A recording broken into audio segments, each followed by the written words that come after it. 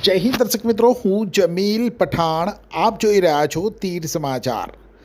દર્શક મિત્રો, આ દ્રશ્યો છે રાજ્યના સરહદી અને આદિવાસી બાહુલ વિસ્તાર એવા છોટાઉદેપુર જિલ્લાના કવાંટના સામૂહિક આરોગ્ય કેન્દ્રના, જેની આજે જિલ્લા કલેક્ટર ગાર્ગી જૈન દ્વારા આકસ્મિક મુલાકાત લેવામાં આવી હતી. રાજ્ય સરકાર અને સરકારનું આરોગ્ય વિભાગ ભલે બણગા ફૂંકતું હોય, ભાષણોમાં મોટી મોટી વાતો કરવામાં આવતી હોય, પણ જિલ્લા મથકના જનરલ હોસ્પિટલ સહિત છોટાઉદેપુર જિલ્લામાં આરોગ્યની સેવાઓ બિરદાવવા લાયક તો ઠીક, પણ જેટલી ઉણપ ગણાવીએ ઓછી પડે તેવી છે અને જિલ્લાની જનતા આ બાબતથી સારી રીતે વાકેફ પણ છે.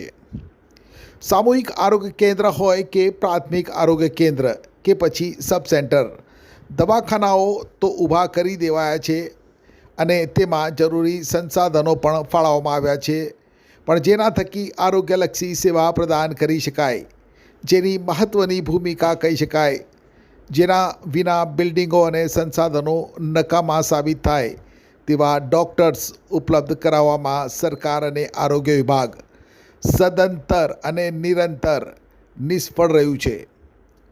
નાગરિકોને ખાનગી હોસ્પિટલોનો સહારો લીધા વિના બીજો કોઈ વિકલ્પ નથી. જોકે આરોગ્ય વિભાગના કર્મયોગી સમાન નર્સિંગ અને અન્ય સ્ટાફની નિષ્ઠાપૂર્વકની કામગીરીને લઈ લોકોને નાની મોટી તકલીફોમાં સારવાર મળી જતી હોય છે, ત્યારે સરકારી દવાખાનાઓમાં રિયાલિટી ચેક કરવા ખુદ જિલ્લા કલેક્ટર ગાર્ગી જૈને આજે કવાંટના સામૂહિક આરોગ્ય કેન્દ્રની આકસ્મિક મુલાકાત લીધી હતી. આપને જણાવી દઉં કે કવાંટનું સામૂહિક આરોગ્ય કેન્દ્ર કે જે તાલુકા મથકનું અને મોટું હોસ્પિટલ છે, જે ડૉક્ટર્સની ઉણપ અને વર્તનને લઈ અનેકવાર ચર્ચા અને વિવાદમાં રહ્યું છે, ત્યારે કલેક્ટરે આખા હોસ્પિટલમાં જાતે ફરીને નિરીક્ષણ કર્યું હતું. કલેક્ટરે હોસ્પિટલમાં અગ્નિશમન સંસાધનો પણ ચેક કર્યા.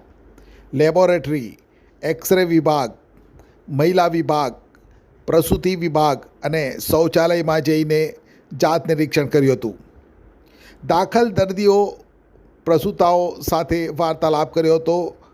કલેક્ટર ગાર્ગી જૈન ભલે એક સનદી અધિકારી હોય, પણ પોતે એક મહિલા હોય, તેમનામાં રહેલ માતૃત્વની સંવેદનાઓ, બાળકો પ્રત્યેનો પ્રેમ છલકાતા તેમણે નવજાતને વહાલ કર્યું હતું. કલેક્ટરે હોસ્પિટલમાં ફરજ ઉપરના તમામ આરોગ્ય કર્મીઓ સાથે હોસ્પિટલમાં ઉપલબ્ધ સેવાઓ અને ઉણપો વિશે ચર્ચા કરી હતી. હોસ્પિટલની રિયાલિટી જાણીને કલેક્ટર પણ આશ્ચર્યચકિત થયા હતા. આપણે જણાવી દઉં કે કવાંટ તાલુકો એ મધ્યપ્રદેશ અને મહારાષ્ટ્ર એમ બે રાજ્યની સરહદને અડીને આવેલ હોય. કવાંટ તાલુકા મથકના 24/7ના સામૂહિક આરોગ્ય કેન્દ્ર સમાન આ હોસ્પિટલમાં આમ તો કુલ 4 મેડિકલ ઓફિસર એટલે કે 4 ડૉક્ટર્સનું મહેકમ છે, પણ માત્ર એક જ મેડિકલ ઓફિસર દ્વારા આ હોસ્પિટલ ચાલે છે. હોસ્પિટલમાં ના તો ગાયનેક એટલે કે સ્ત્રી રોગ નિષ્ણાંત તબીબ છે, ના તો પીડિયાટ્રિશિયન એટલે કે બાળ રોગ નિષ્ણાંત તબીબ.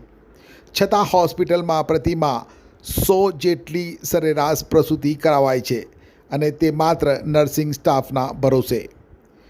પ્રસૂતિના છેલ્લા સમયે જો ઓપરેશનની ફરજ પડે તેવામાં પ્રસૂતા અને નવજાતનો જીવ દાવ ઉપર લાગી જાય છે અને જોખમ લઈને પ્રસૂતાને બોડેલી અથવા છોટાઉદેપુરના ખાનગી હોસ્પિટલમાં ખસેડવાની ફરજ પડે છે.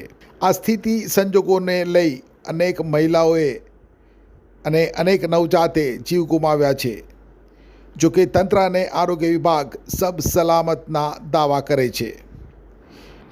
ખેર, છોટાઉદેપુર જિલ્લા કલેક્ટર ગાર્ગી જૈને જ્યારે રસ દાખવ્યો છે અને સામૂહિક આરોગ્ય કેન્દ્રની આકસ્મિક મુલાકાત લઈ હોસ્પિટલની સ્થિતિથી અવગત થયા છે, જે સરાહનીય છે, ત્યારે તેમના દ્વારા આરોગ્યલક્ષી સેવાઓ સુધારવા વધારવા, જરૂરી પૂરતા ડૉક્ટર્સની ભરતી કરવાની દિશામાં કોઈ નક્કર કાર્યવાહી કરવામાં આવે છે કે પછી તેમના દ્વારા લેવાયેલ હોસ્પિટલની મુલાકાત માત્ર ફોટોગ્રાફી પૂરતી સીમિત રહી જશે, તે તો આવનાર સમયમાં જ જોવા મળશે.